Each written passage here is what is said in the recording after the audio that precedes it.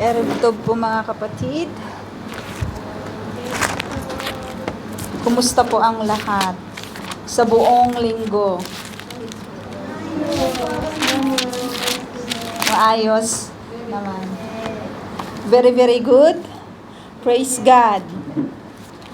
At kung hindi man very, very, very, very good, kung very good lang, praise God pa din. At lahat ng bagay ay may rason para sa kaluwalhatian po ng Panginoon. For those who love the Lord. So, tayo po ay magpapatuloy sa atin pong pag-aaral, mga kapatid, sa libro po ng Mark. Basahin po natin ang buong chapter 12 from verse 1 to 12. Ang sabi dito, at tinuruan ni Jesus ang mga tao sa pamamagitan ng mga talinghaga. Sinabi niya, may isang taong nagtanim ng ubas sa kanyang bukid. Pinabakuran niya ang ubasan, nagpagawa ng pisaan ng ubas, at nagpatayo ng isang tore. Pagkatapos, pinaupahan niya ang ubasan sa mga magsasaka at siya'y nagpunta sa ibang lupain. Nang dumating ang panahon ng pag-aani ng ubas, pinapunta niya ang isang alipin upang kunin sa mga magsasaka ang kanyang bahagi, ngunit sinunggaban ng mga magsasaka ang utusan, binugbog at saka pinauwing walang dala. Muling nagsugo ang may-ari ng isa pang alipin, ngunit ito ay hinampas sa ulo at nilait-lait ng mga magsasaka. Nagsugo na naman ang may-ari ng isa pang alipin, ngunit pinatay naman nila ito. Ganon din ang ginawa nila sa marami pang iba. May binugbog at may pinatay. Hindi nagtagal, iisa na lang ang natitirang maaring papuntahin ng may-ari, ang kanyang minamahal na anak. Kaya't pinapunta niya ito sa pag-aakalang igagalang nila ang kanyang anak. Ngunit nag-usap-usap ang mga magsasaka. Iyan ang tagapagmana. Hali kayo, patayin natin siya upang mapasa atin lahat ng kanyang mamanahin. Kaya't sinunggaban nila at pinatay ito. At pagkatapos ay tinapon ang kanyang bangkay sa labas ng ubasan. Ano kaya ang gagawin ng may-ari ng ubasan? Pupuntahan niya at papatayin ang mga magsasakang iyon. At ang ubasan ay papamahala niya sa iba.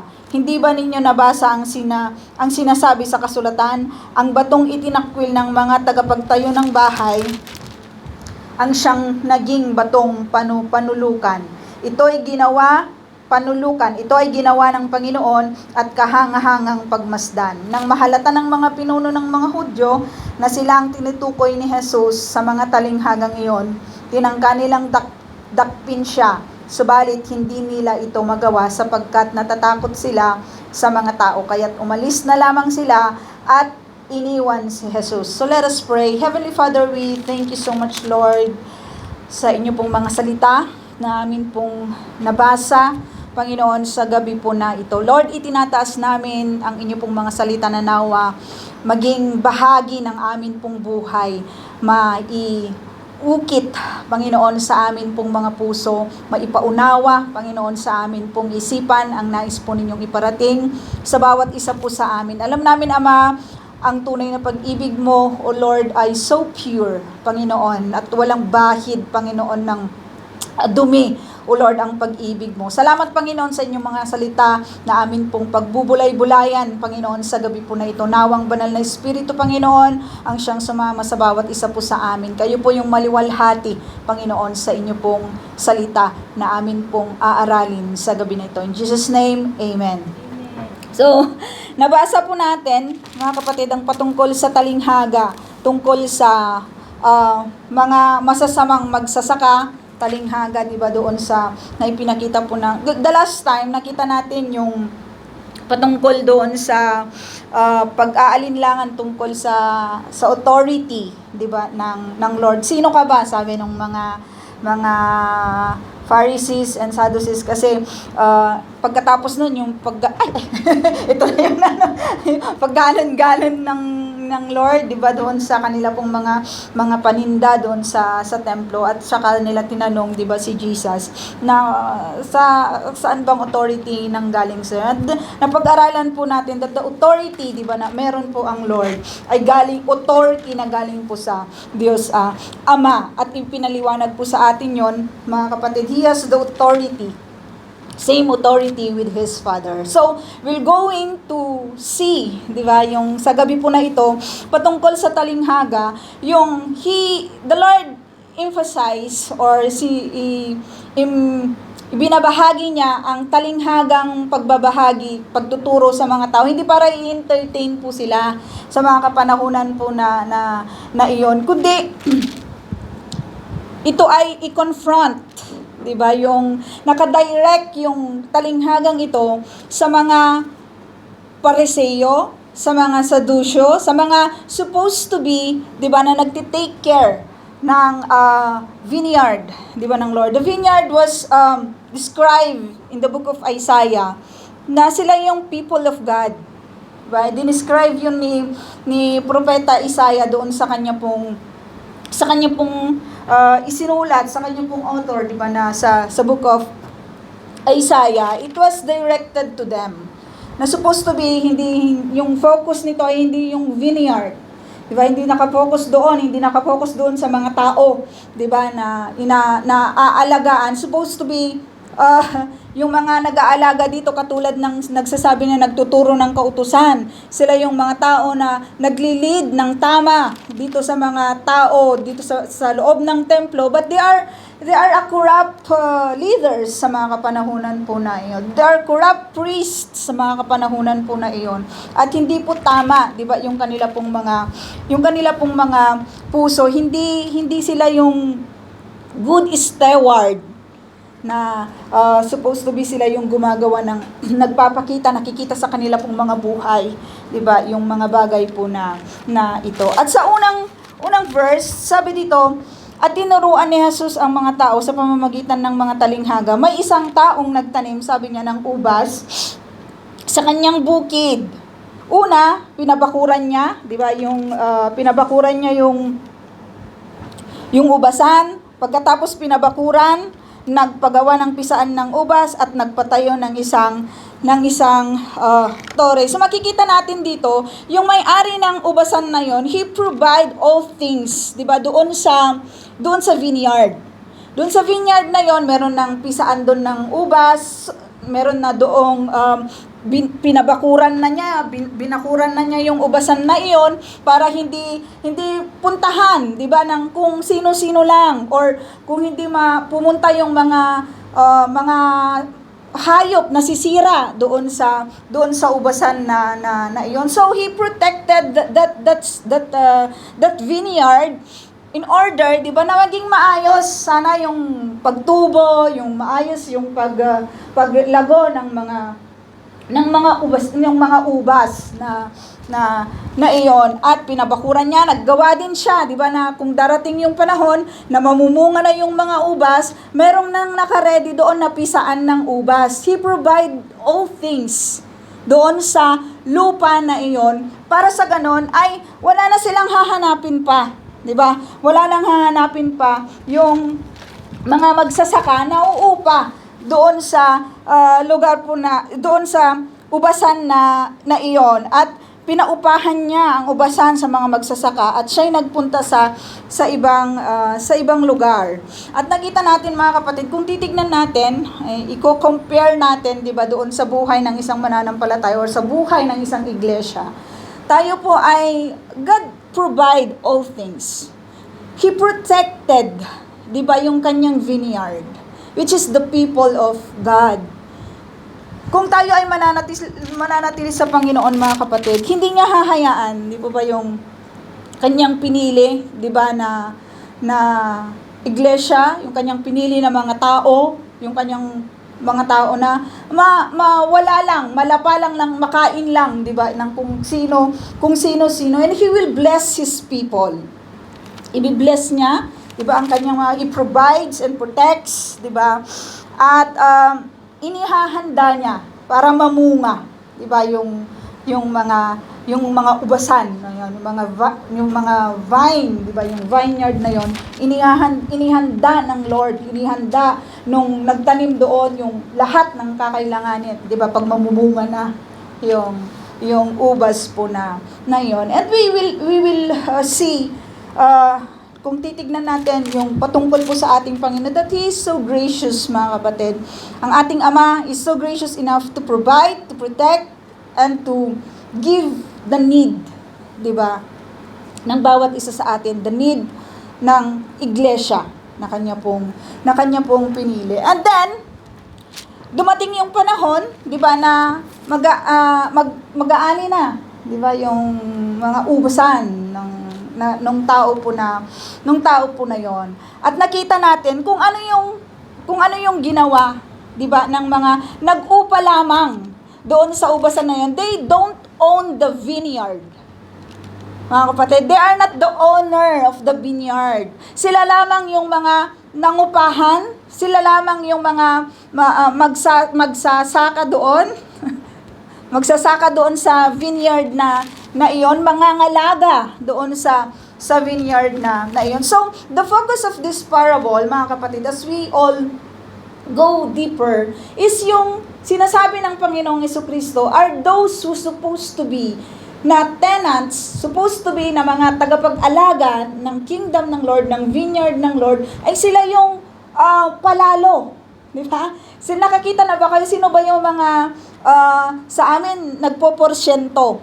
Ang tawag kapag may mga bukid kayo, may mga bukid tayo. Sino yung mga bukid sa inyo? Na sila yung nagpoporsyento, na sila yung mga ngalaga, tapos kung mag-aani na, may para doon sa may-ari at may para sa kanya. At ang ginawa ng mga tenants po na ito ay hindi nila, nung pinapunta niya yung isang alipin, pinahiya nila, pinatay nila, ano pa yung mga iba't iba, di ba, yung kanila pong ginagawa na hindi nila pinakinggan kung ano yung sinasabi ng may-ari na magbibigay, di ba, ng kanya pong bahagi doon sa ubasan na iyon. And we can see, ang bagay po na ito, sa Old Testament, ilan ulit, di ba, na i-sinend out ng Lord ang mga propeta, di ba, ang mga ginamit niya na magbabahagi ng salita sa bayan niya na Israel, but they always reject. Some of them, they killed them, di ba, binato-bato sila, even di ba, si Paul, sila Peter, the disciples, ano ba yung kanila pong naranasan sa kamay ng mga Hudyo sa mga kapanahunan po na iyon ng kanila pong mga ministry. They didn't listen. Instead, ano yung ginawa nila? Pinatay nila, niyurak-yurakan nila, binato-bato nila like Stephen, di ba? Binato-bato nila si Stephen, na nandun pa si Paul sa mga kapanahunan po na iyon. Ganon yung ginagawa, 'di ba, ng mga Israelita, mga Hudyo doon sa mga sinesend out ng ating Panginoon. Hindi sila nakikinig doon sa kanyang sinasabi. At napakahirap, 'di ba, mga kapatid, na ganito yung heart ng mga tao na ibinigay na ng Lord, 'di ba, yung provision sa kanila. Ibinigay na ng Lord yung protection sa kanila. Ibinigay na ng Lord ang lahat for them to have a good life. Diba? Para maging maayos sana, diba, yung buhay po nila. But by then, they rejected, diba, yung sinasabi. They don't like, diba? Gusto nila sila yung maghari. Gusto nila angkinin nila lahat, diba? Yung, kung ano yung hindi naman nila kanya inaangkin nila.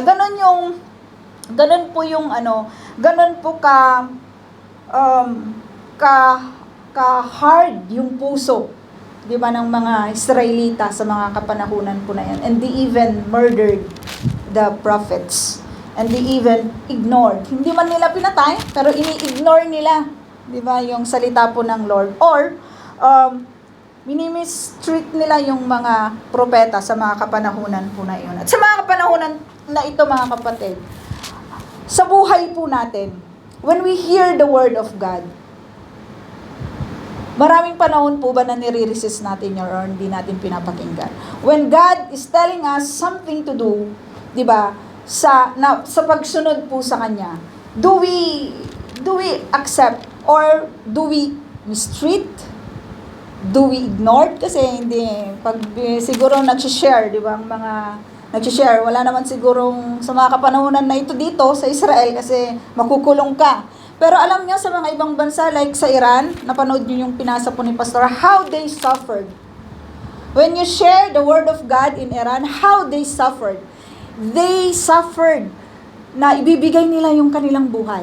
Yung katumbas ng pananampalataya nila mga kapatid ay yung buhay po nila. Dito mga kapatid, yung katumbas lang ng pananampalataya natin, napakaliit lang. Alam niyo kung ano yon? Yung pera lang. Most of the time, pera lang yung katapat ng pananampalataya ng nagtratrabaho dito sa Israel. At minsan yun yung pinipili, di ba, ng mga nagsasabing mga mananampalataya.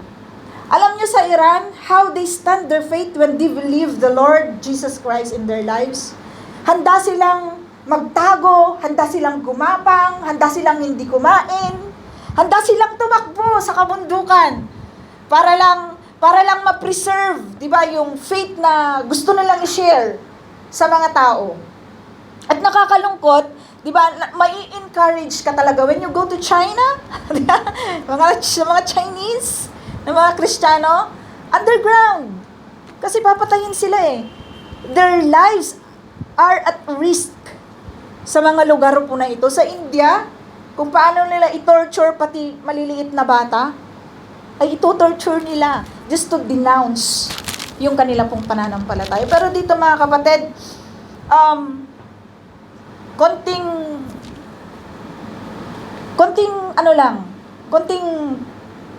pera lang yung katapat.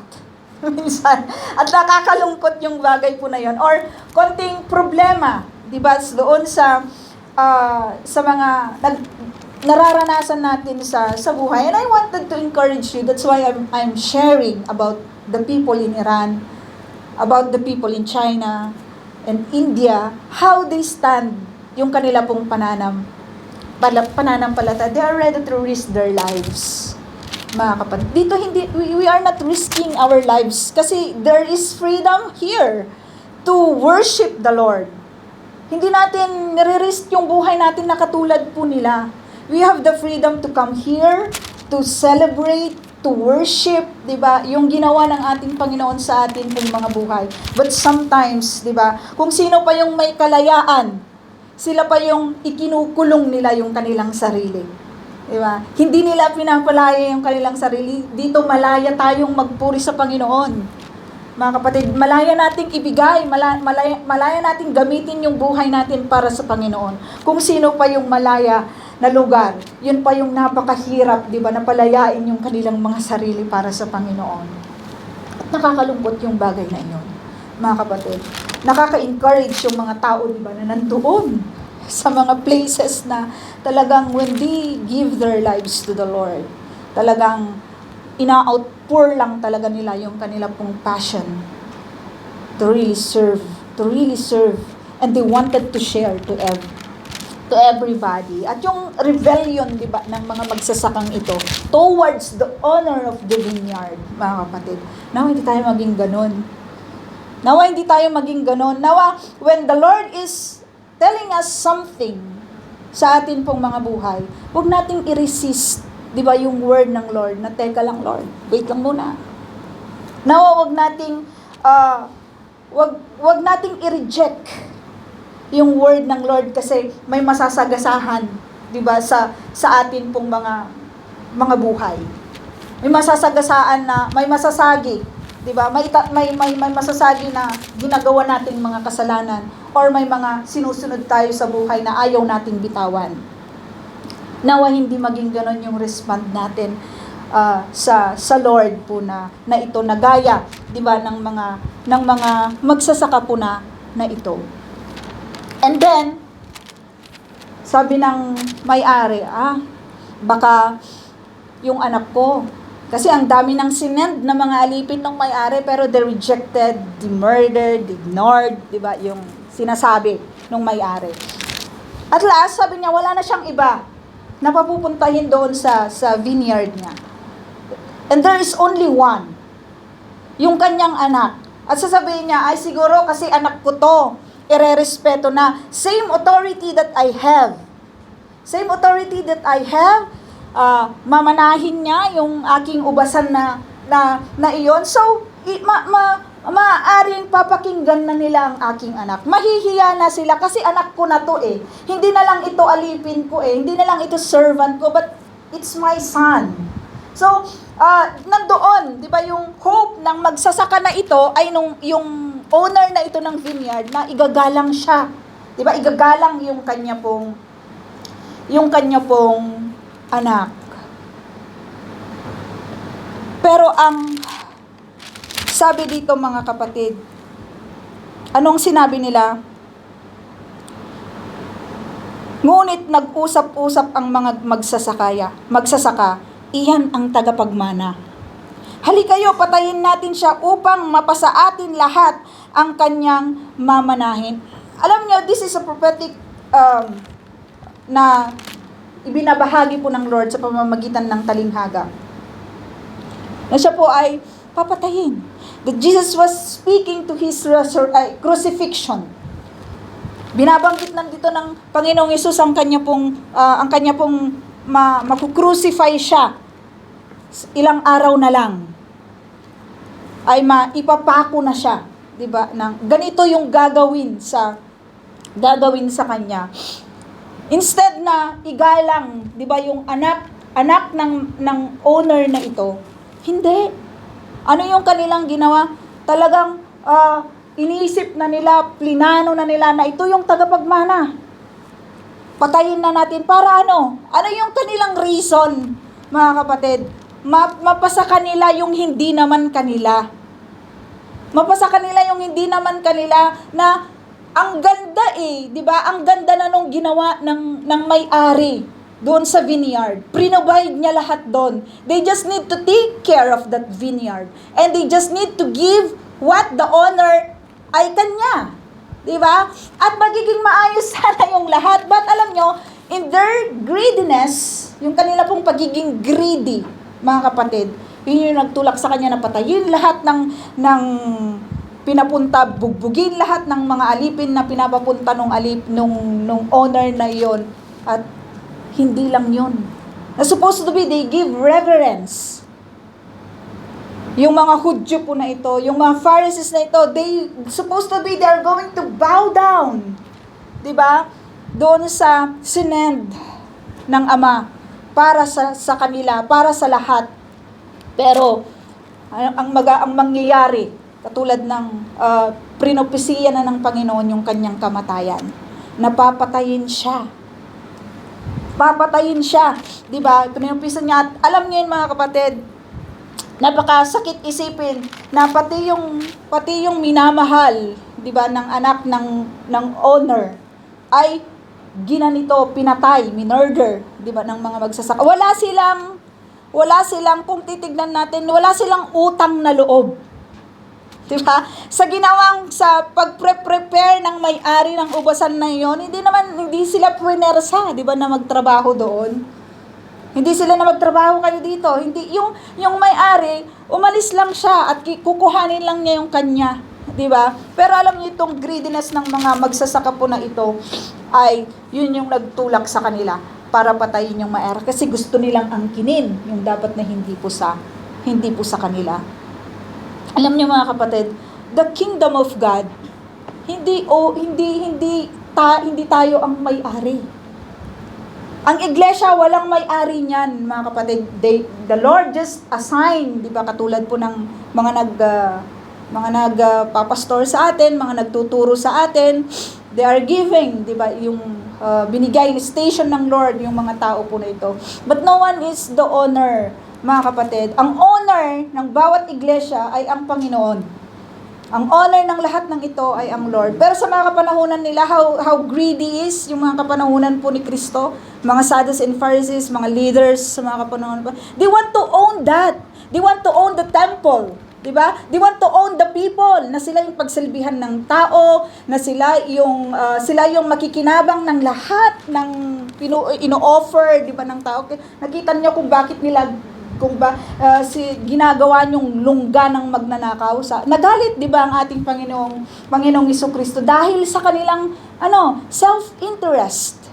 At hindi yan sa mga kapanahunan na ito, mga kapatid, hindi yun sabihin natin na hindi nangyayari din sa mga kapanahunan po na ito. Maraming iglesia that they wanted to own the church. They are nakakahiya, di ba, mga kapatid, na sila na yung owner, di ba, ng iglesia. Supposed to be they are the tenants only. They are the one na magsiserve, di ba, mag-aayos, di ba, doon sa mga iglesia po na ito. But they see themselves, di ba, na mga may-ari na, di ba, ng mga iglesia po na ito. Sila na yung nilolord ng mga tao, di ba? At they are very happy when the people ay talagang ang tingin sa kanila ay mga lord na ng kanila pong mga buhay. Supposed to be, it's not.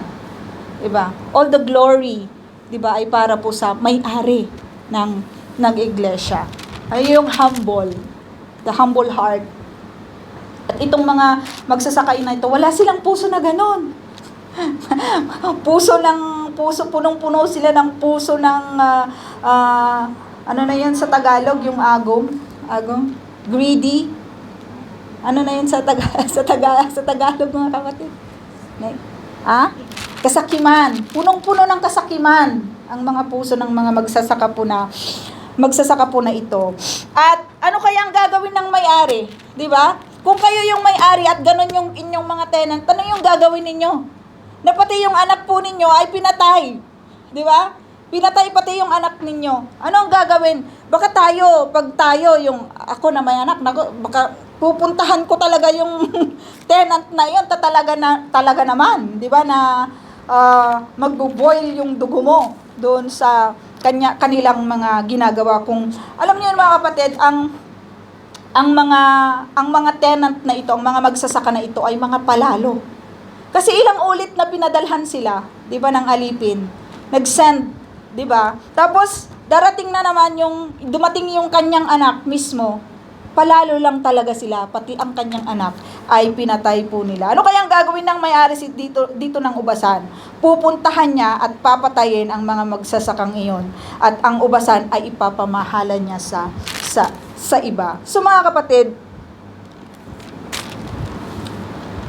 yung grace ng Lord ay patuloy at nag-uumapaw. Yung pasensya, 'di ba? Makikita kasi natin dito yung patient, 'di ba, nung may-ari ng ubasan. 'Di ba, na ilang beses ba siyang nag-send out? 'Di ba, ng alipin bago yung kanyang anak. And the last na sinend out niya ay yung kanya pong anak.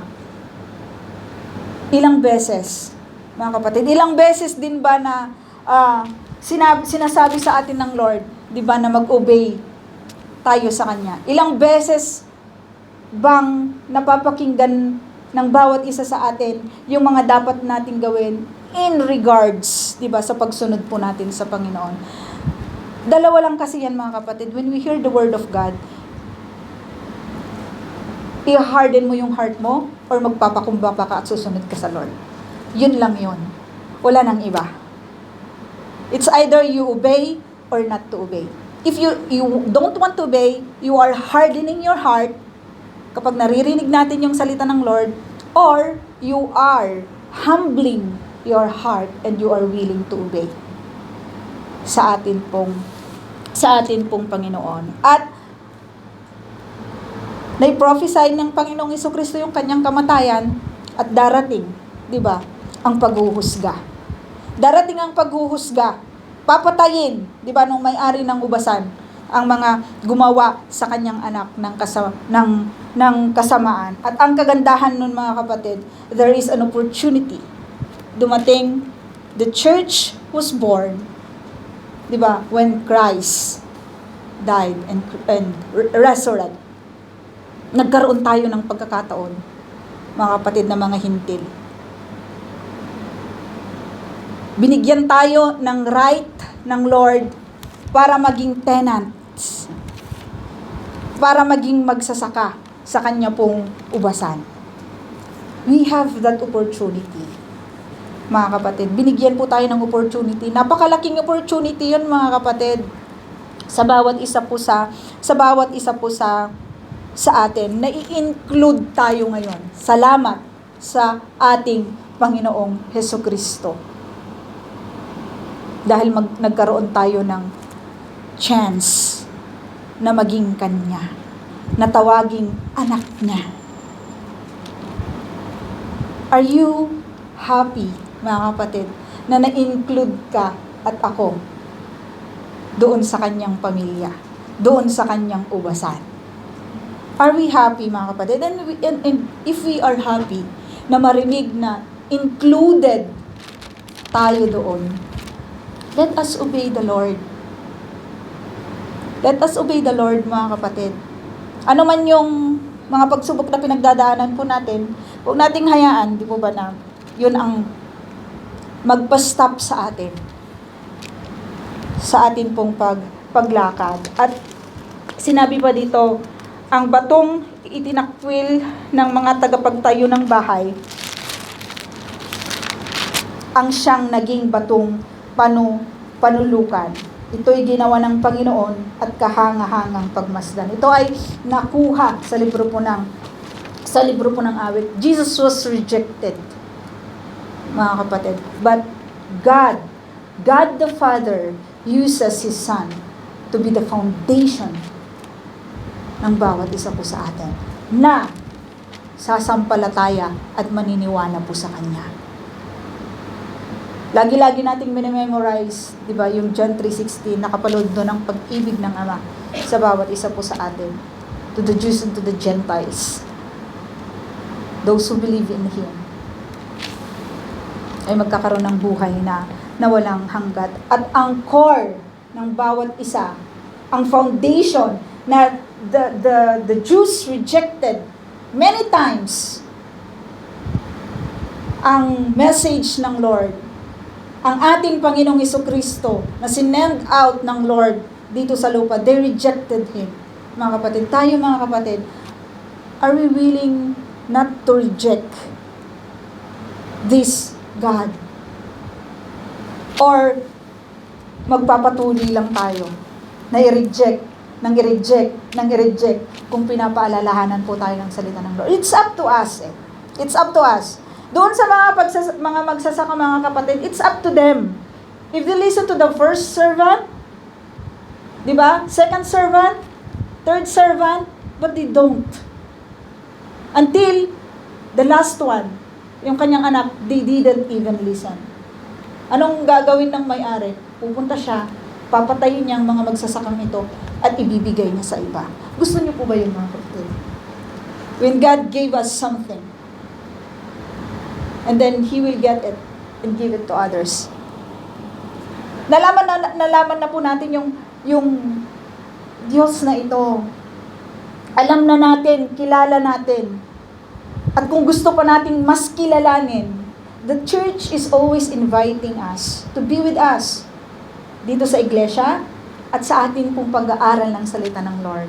Napakahalaga, mga kapatid. I always share to the people na nakakausap ko, even doon sa best friend ko na nung bata pa kami, nasabi ko, napakagandang mag-aral ng salita ng Lord.